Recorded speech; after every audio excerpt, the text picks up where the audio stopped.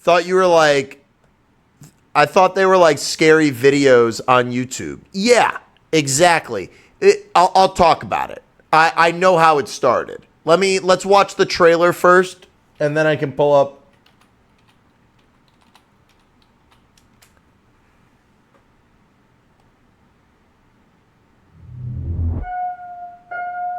I found something. Hello?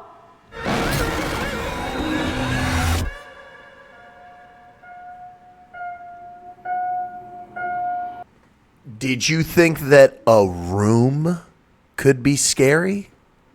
Maybe it can be. So, I just got back from seeing Backrooms. And I gotta tell you, man, going into this, I actually thought that this was a video game adaptation. But when I got to the theater early and the Draft House does thing, like one of the only good things that they do now is before their movie, their pre-show is pretty tailored to the movie. So like 5 minutes before the movie starts, they start telling the history of Backrooms.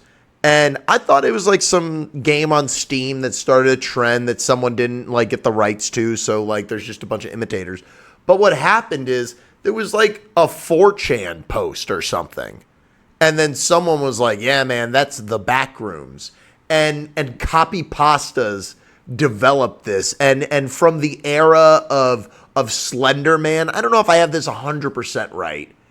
We basically ended up with this idea of the Backrooms. And what is the Backrooms? To tell you would give away some of the magic. All I'll tell you is it is a place. And it's important to just emphasize that it's a place, because when you go somewhere, you're in a environment, and environments have atmosphere. And the atmosphere of this movie is going to be the deal breaker for people. Some people are going to watch this and they're going to say, I turned it off. I thought it was annoying, because the audio is so precise, dude.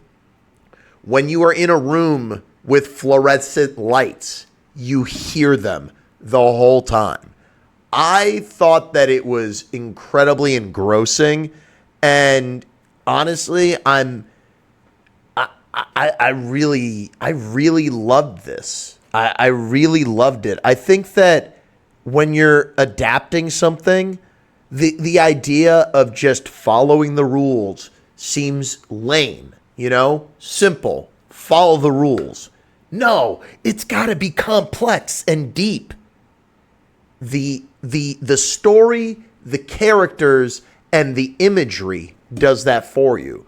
What we have here is a movie about a guy who is divorced for a certain amount of time, and he works in a what's it called, a furniture store. And while in the furniture store one day, he notices like the lights are messing up, and that causes him one day to find these backrooms. And I thought it was really well written. And a lot of horror movies love to start with the protagonist being like, I'm not crazy. Therapist, listen to me. And this time, the therapist is one of the like main characters in the movie. And I'm not going to say anything more than that, but I really appreciated how this movie was aware that the cast was small, and all the characters are not evenly developed, but I thought that both of the leads were really fantastic. Chiwetel Ejiofor is so fucking awesome in this movie. His performance could have easily just been like, I'm crazy. And it's not. It is not. It's complex. It has depth. It feels relatable. And I love that, like, the movie is not, some people may not like the symbolism and the metaphors in here. I loved it, man. I thought it was awesome. There is one thing that could be a potential controversy with the movie, but it's a spoiler, so I won't say it. It's also a joke. But this movie reminded me of one of my favorite horror movies of all time. It reminded me of one of my favorite horror movies of all time, dude. The Blair Witch Project. A film that people say, man, that movie's so boring. It feels like forever. The Blair Witch Project is 80 minutes and some frickin' change. It feels like forever, and that's a good thing because the people in the movie are lost. And although this movie is much longer than that, never dragged for me. I saw the 3-act structure and I respected it for it because it truly felt like I was playing a video game. But it wasn't them recreating a game that I've already played. It was like experiencing a video game for the first time because I'm exploring, you know? I'm exploring these different things. I love the Blair Witch. Be careful, dude. I'm not talking about the Blair Witch. I'm talking about the Blair Witch Project. 2 different movies now. The Blair Witch Project it's a masterpiece, dude. That is a masterpiece. That is how you fucking use a camera. And this director, you can see the inspiration from it. There is my favorite scene in the movie. There is a second of it in the trailer. This fucking part here, dude. The movie goes full Blair Witch Project, and I almost started screaming. I was so excited. It was awesome. It was. I'm trying. Like, it's another. We're getting spoiled this year. We're getting spoiled this year. No. There's the Blair Witch Project, and then they did a remake, The Blair Witch. But I'm trying not to just gush over this because I just saw it. It's really fresh, but I fucking loved this. I thought it was so awesome. And I think the more I watch it, the more I will fall in love with it. I think that, excuse me, I think that this guy, I really hope he does not get pigeonholed as the Backrooms guy. I think that he's super creative. Maybe there's a trilogy here. I don't know. I think that you could extrapolate on this, but oh my God, they have to be so careful. Because one of the best things this movie does is the same thing that I praised Obsession for doing. Do not try to explain this shit. And the movie does a very good job of acknowledging that. They say, don't try to figure this out. You are witnessing us trying to figure this out. I love this movie, man. I think that I could end. If I could go see, if I had as much money as I wanted, I would go see this a couple more times in theaters. Oh my God. Oh my God. I would go see this back to back with Obsession and just like, I would go see this one again. I'd give this like a 9 or like a 9.5, very high full price, if not a Better Than Sex. I'm only hesitant to not give it a Better Than Sex because I definitely preferred Obsession to it.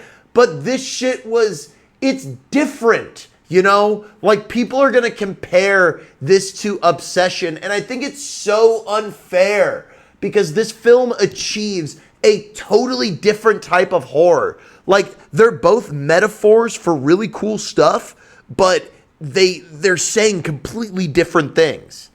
Man, I really liked Backrooms. It's 9.5 with the potential to keep going up, dude. I give it a very full price.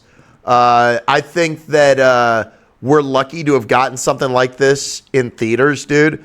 I'm a big fan of distortion and when things like, because the idea of someone using a camera that's designed to capture the image perfectly. And there's this idea of natural errors. I was obsessed with that in college because I'm a natural error. And I think that all the camcorder stuff in this movie is just like eyes rolling in the back of my head, SpongeBob listening to his iPod floating on acid, candy flipping, and Bonnaroo getting his dick sucked. It is so beautiful looking. That I will say that this might be my favorite looking movie of the year. If this doesn't get nominated for cinematography, the Academy is fucking dead. This shit is so fucking cool. They're so brave with the way that they make this, man. They have the fucking balls to just shoot it on a shitty ass camera, cut back. Oh, dude, it was so cool. It was so cool. I can't give enough praise to this movie. If anyone has any questions before we wrap this up, and then I go live on TikTok and everything else, and we do some other things. But highly recommend Backrooms. I think it's gonna blow up the box office. It's gonna blow it up, dude. It's gonna be huge. I was at a sold out screening, and it was so cool. I honestly, man, when I read online the other day that it leaked online, seeing in theaters was amazing, but the atmosphere of seeing a leaked version of this movie would have just been so crazy. And the thing that really sucks about this movie, it's one of the few movies where a camcorder version that's kind of cool, you know? Like, it's just, I don't want to explain it too much, but it's one of the rare times that, like, I do not condone piracy in any way whatsoever, but I kind of want to see what that would look like. The only reason that would suck is the audio would not be perfect. But, man, it was really cool. It was really cool. 9.5 out of 10, dude. This movie fucks. Go watch it. Backrooms, very, very full price, dude.